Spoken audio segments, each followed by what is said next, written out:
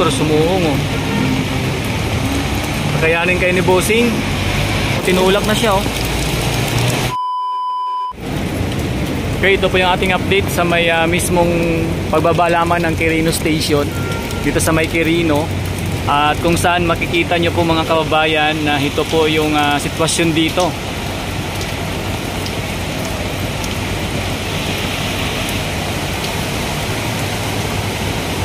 Nahali ng baha oh. Ay yung bike oh.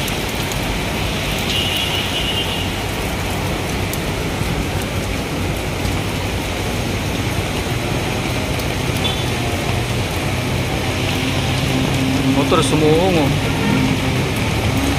Kakayanin kayo ni bossing.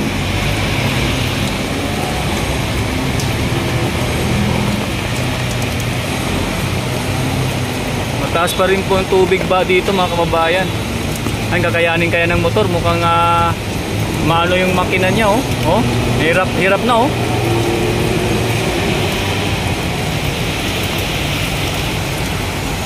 Yun, tumabi muna si Idol. Ang nahirapan siya. Pag gumaganyan po yung mga sakyan, ganito yung maalon dito. Ayan o. Pero dito naman po, wala naman masyadong tubig ba sa may taas. Ayan. Dito lang po talaga banda sa may mismong area na ito mga kababayan. Ayan. Ayan o.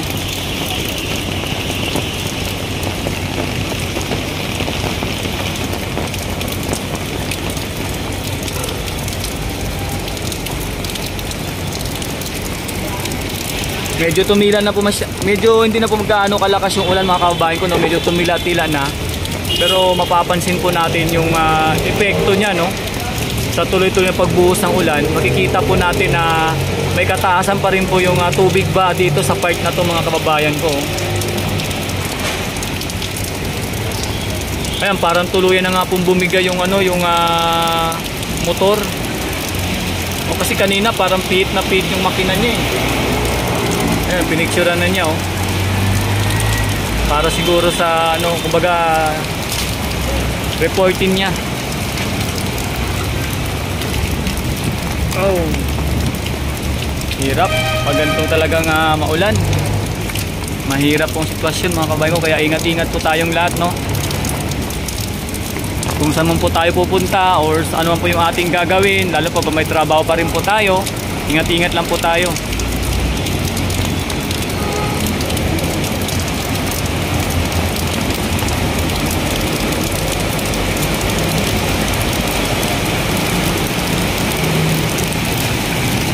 Ganito na po agad dito yan no. Pag dumadaan yung mga ganyan. Ganyan po yung tubig. Kita nyo po talagang malalim pa rin mga kababayan ko no. Pero may part na mababaw na. Ayun po sa may dulo. Zoom po natin ha. Yan. Wala po masyado. Dito lang po sa may bandang ating kinakatayuan. Tapos dito naman okay din po. Ayan.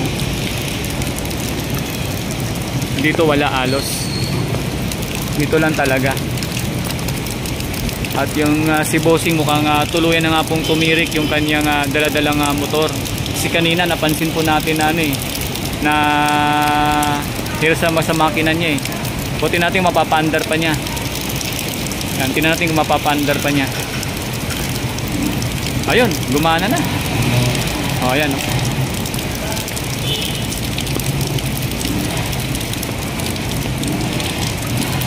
Ayan o, parang hirap yung makina o. Napasukan yata ng tubig kasi kanina talagang malalim eh. O, ayan o. Tinulak na siya o. Nagpatulak siya o. Para makabuelo. Mahirap talaga pag sinuong mo talaga yung mga ganyan no. Pag malalim mahirap. Siguro alanganin na siya, kala niya mababaw pa rin. Kaya talagang tinuloy pa rin niya. Dahil alanganin siguro siyang huminto. Tuloy-tuloy na siya mga kababayan.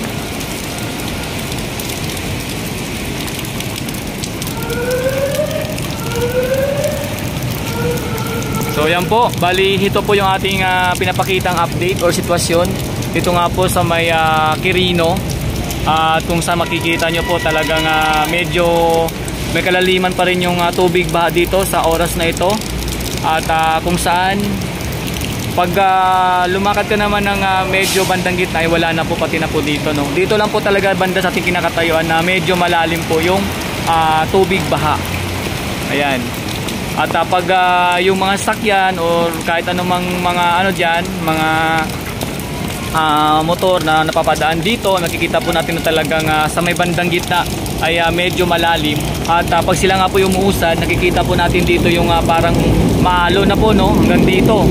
At yun nga po, dala ng kanilang paglusog, no, sa tubig baha. So yan po mga kabayan ko, no, bali ito po yung ating pagpatistasyon sa may Quirino. At kung saan tuloy-tuloy nyo lang po sundan yung ating update. Especially po sa may Manila Bay, patungo na po ako ngayon doon. At atin po ipapakita pa rin po sitwasyon doon mga kabayan ko. So salamat po muli sa mga nanonood, sa ating po mga solid subscribers, sa ating mga solid members sa ating channel, at higit sa lahat po ng ating mga viewers na palagi pong nag-aabang ng ating mga update. Maraming salamat po sa inyong pagtutok palagi, no, at panonood. At syempre salamat po sa inyong mga suporta sa palagi ninyong pagantabay ng ating mga update dito nga po sa aking channel. At salamat po ng marami sa mga mag-likes, mag-share, mag-subscribe, at syempre mag-follow na rin po sa aking Facebook page. Ayan, salamat po muli. At dito po sa aking YouTube channel. Thank you so much din po sa inyong patuloy na pagtutok. Ayan, sa muli mga kabayan ko, ito nga pala si Daddy D, at ingat po tayong lahat dahil tuloy-tuloy pa rin po ang pag-ulan, gawa nga po ng habagat, no, at meron pang binabantayan yata na dalawang low pressure, no. Sana wag na pumatuloy maging bagyo kasi napakahirap po mga kabayan ko. So iba talaga pag merong bagyo, talagang mahirap po ang sitwasyon mga kababayan. So yan, sa muli ating pong tunghayan pa ang iba pang ano dito, no, ganap sa may Metro Manila, no. Kanina galing tayo ng Baclaran, ngayon naman nandito tayo ngayon sa may Quirino. At tayo na po ipatungo doon sa iba pa nating mapakitang update, no, dito po sa aking channel. Ako nga pala si Daddy D mga kabayan ko, at maraming salamat muli sa inyo palaging pagtutok sa ating mga pinapakitang ganap o sitwasyon dito nga po sa aking channel. Ayan, salamat po ng marami. At buti mayroon pang nadadaanan dito. Ayan, hindi pa masyado na ano ng tubig. Sa muli, ingat tayo mga kabayan ko, ingat po tayong lahat. At mag-pray po tayo palagi, at sana talagang matapos na po itong tuloy-tuloy na pag-ulan. Kasi sa totoo lang po, sa mga balita na papalad natin, grabe na po yung mga binaba nating mga ibang lugar, no, sa Kamaynilaan. At siyempre sa iba pa, grabe, talagang nang humingi na po ng talagang iba mga kabayan ko ng kumbaga parang iba tulong, di ba, no? Kasi nga po mataas pong tubig baha sa kanila. So mga kabayan ko, abangan nyo po muli ating mga update sa ating pang pupuntahan na ibang area dito nga po sa may Metro Manila. At kung saan nandito nga ako ngayon sa may Quirino. At ay sa may Maynila pala. Pero Metro Manila syempre, kasama tayo dyan. So abangan nyo po yung ating mga update pa mga kabayan ko. Ako nga pala si Daddy D, at ingat po tayo lahat.